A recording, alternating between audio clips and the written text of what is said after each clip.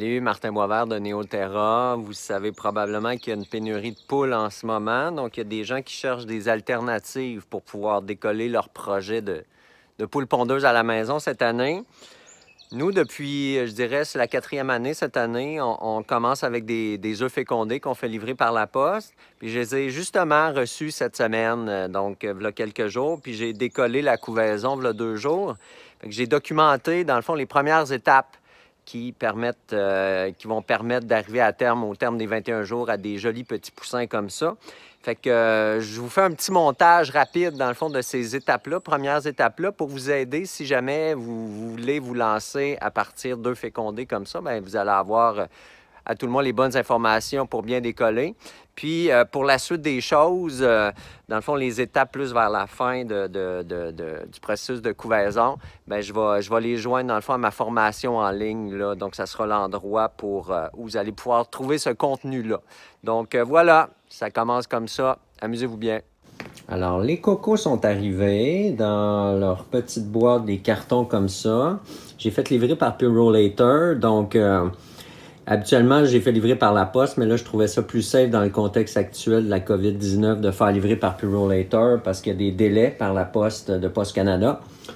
Tout ça pour dire que là, ils viennent dans leur carton d'œufs comme ça, bien emballés, mais par la poste, là, ils sont comme dans une boîte en plus avec plein de trucs pour empêcher le bris. Parce que c'est sûr que ça induit un stress là, qui peut induire aussi une baisse du taux d'éclosion, le transport. Fait qu'on essaie de minimiser ça en protégeant bien les cocos. Donc voici les œufs déballés. Là, je vous apprends rien sur ce qui a de l'air une douzaine d'œufs, mais là où je veux porter votre attention, c'est sur le fait que les œufs ne sont pas lavés. T'sais, on en voit qui sont un peu sales comme ça. En fait, c'est nécessaire qu'ils ne soient pas lavés pour préserver la cuticule qui est appliquée sur la coquille de l'œuf, qui vient protéger l'œuf contre l'intrusion de pathogènes.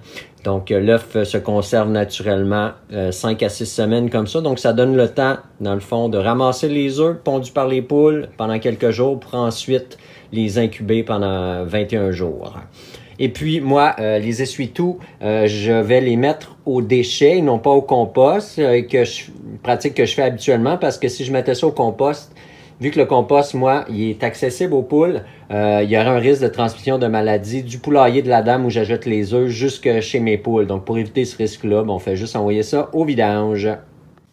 Donc là, voici mon incubateur Ovabator Genesis. Je vais vous le montrer ici, le modèle, si jamais ça vous intéresse. Ovabator, c'est des milieux de gamme, bonne qualité, bien satisfait du produit. Fait que là, moi, j'ai pas ouvert ça depuis l'année passée, depuis la dernière couvée. Là, je remarque que ça, c'est le tourneur d'œufs. C'est ça qui permet à chaque 2 heures de faire un cycle complet, incliné d'un bord, incliné de l'autre. Et je retire ça. Puis là, je vois dans le fond que j'ai pas nettoyé ça. La petite plaque percée. Puis en dessous, on voit encore les coquilles d'œufs, là. Puis le petit serpentin dans lequel on va mettre de l'eau pour générer l'humidité. Fait que je vais aller nettoyer ça brièvement avec un savon doux, genre savon à vaisselle, parce que je veux, moi, du chlore ou des choses comme ça, de l'eau de javel, là, je veux pas du tout mettre quelque chose de trop fort. De toute façon, ça fait 1 an que c'est là, puis que, dans le fond, c'est probablement aseptisé cette histoire-là. Fait qu'un petit savon doux, ça va amplement faire l'affaire. Alors là, je viens de nettoyer de manière grossière, si on veut, l'incubateur. Puis là, dans le 24 heures où les œufs qu'on vient de recevoir sont en période comme d'acclimatation avec la température intérieure de la maison, c'est le bon moment pour, après le nettoyage, tester l'appareil, voir s'il chauffe bien, il atteint la température souhaitée, puis le bon taux d'humidité. Je vais vous revenir là-dessus tantôt. Fait que là, je vais brancher mon tourneur d'œufs. Je vais refermer le couvercle. J'ai mis un peu d'eau dans le fond parce que c'est l'eau dans le fond qui va s'évaporer pour générer l'humidité à un taux souhaité. Là, je ferme ça puis je vais aller brancher ça pour voir que ça fonctionne bien. À partir du moment où je vois que ça fonctionne bien, on va être prêt à peu près 24 heures après la réception des œufs pour mettre les œufs à l'intérieur pour décoller l'éclosion dans 21 jours. Donc là, je viens de décoller tout ça à l'instant.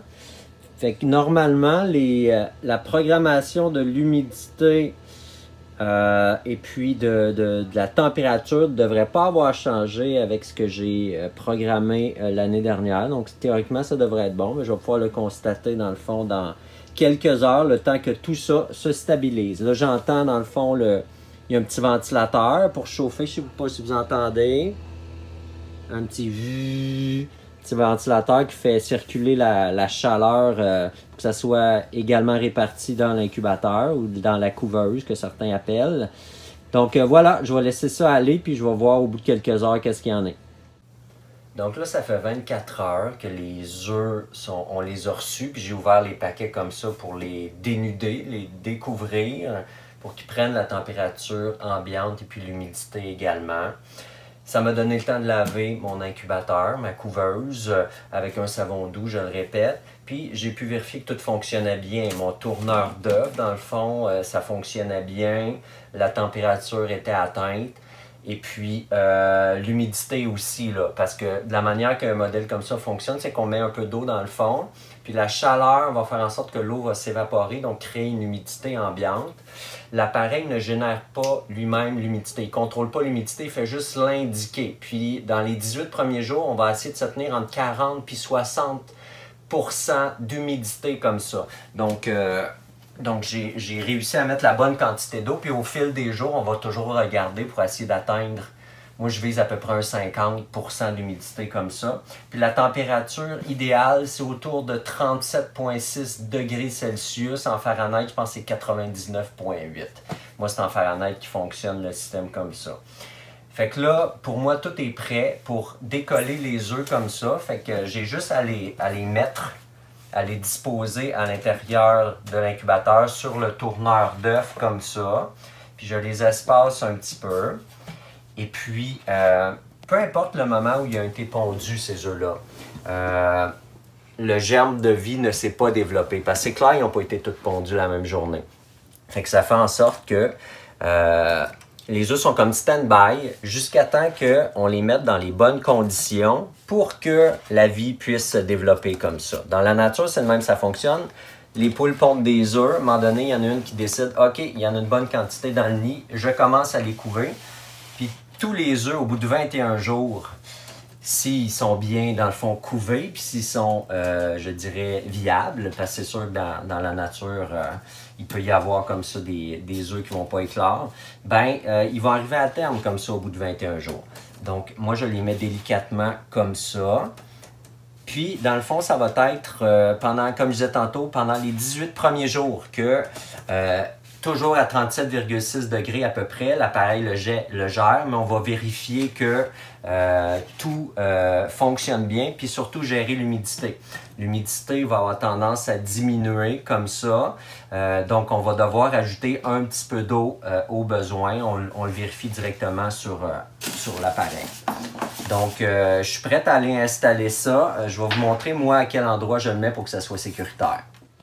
Donc, voici où j'ai mis mon incubateur en hauteur pour pas que mes méchants enfants l'atteignent et puis faire du dommage parce qu'on veut pas que ça bouge. On veut pas qu'il y ait évidemment que les œufs soient brisés comme ça. On veut pas qu'il y ait de vibration. Puis dans le fond, j'ai rendu même le fil qui connecte le tourneur d'œufs et puis l'incubateur comme tel qui génère la chaleur hors de la portée. Donc, il n'y aura pas d'accident possible pour que ça brise. Donc, moi, c'est comme en hauteur sur une tablette là, dans mon rack à bois de chauffage. Puis là, je vais vous montrer, dans le fond, c'est parti, je viens juste de le brancher. Là, 61% d'humidité, 62%. Ce que je vais faire, là, je vais ouvrir cette petite trappe-là. Ça permet, dans le fond, à le surplus d'humidité de sortir. Puis là, c'est clair que la température n'est pas assez haute. On voit 99,8, puis présentement, c'est 75,5. Fait que ça va augmenter tranquillement. Les œufs n'étaient pas chauds. Ils étaient température pièce. Fait que tout ça va augmenter tranquillement. Puis c'est souhaitable de toute façon que ça augmente tranquillement. Donc voilà, le début de l'aventure des 21 jours qui commence à l'instant. Hey, t'as apprécié? Ben, tu peux aimer, tu peux partager. Si tu veux jaser, tu peux commenter et à ma chaîne YouTube, tu peux t'abonner.